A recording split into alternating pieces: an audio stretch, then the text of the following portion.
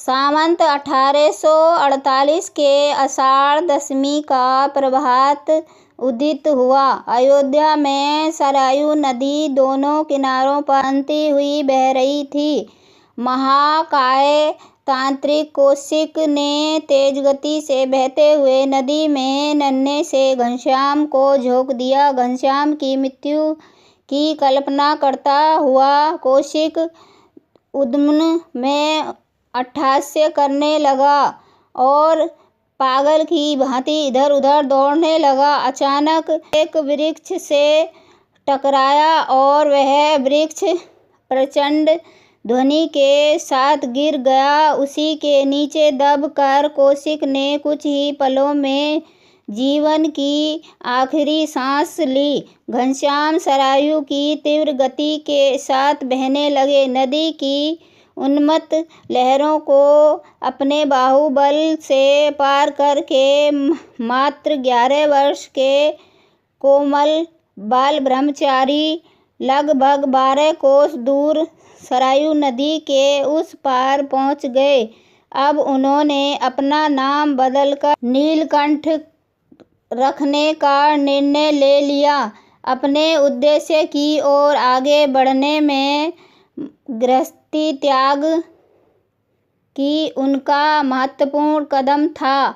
आज वे इसी कारण शर्त थे कि वे लौकिक बंधनों से मुक्त हुए थे। वे बाहर आते ही अपनी दिव्य मस्ती में मस्त होकर सरयू नदी के किनारे किनारे चलने लगे। वर्षा की बौछारों से भीगते हुए वे अत्यंत तीव्र गति से अपने लक्ष्य की ओर बढ़ रहे थे।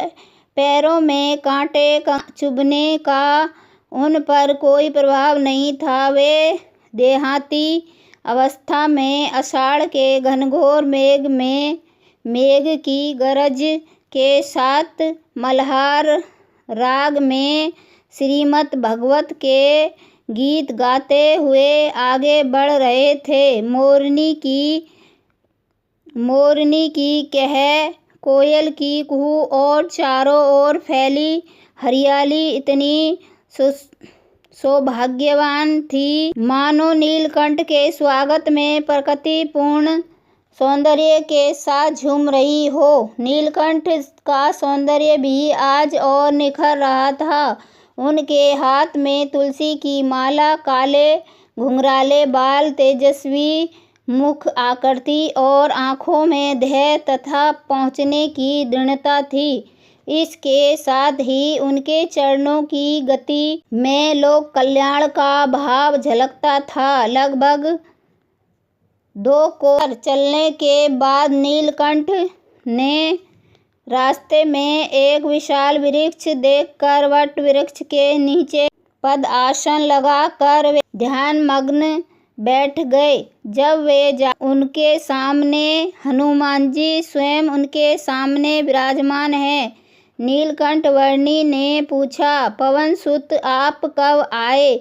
महाराज, आपका नित दर्शन करना मेरा नियम है। हनुमान जी ने कहा, नियम अनुसार आज मैं अयोध्या में आपके घर गया, परंतु आप वहाँ नहीं थे, अतः सरयू तट पर आया, वहाँ भी आपको नहीं पाया। फिर ध्यान में देखा तो आप इस तरफ आए, यह जानकर यहाँ चला आया। यदि आज्ञा हो तो आपके साथ आपकी सेवा में रहूं। नीलकंठ ने कहा, अभी तो अकेले ही विचरण करने का विचार है, इसलिए जब मैं आपको याद करूं तब आइएगा।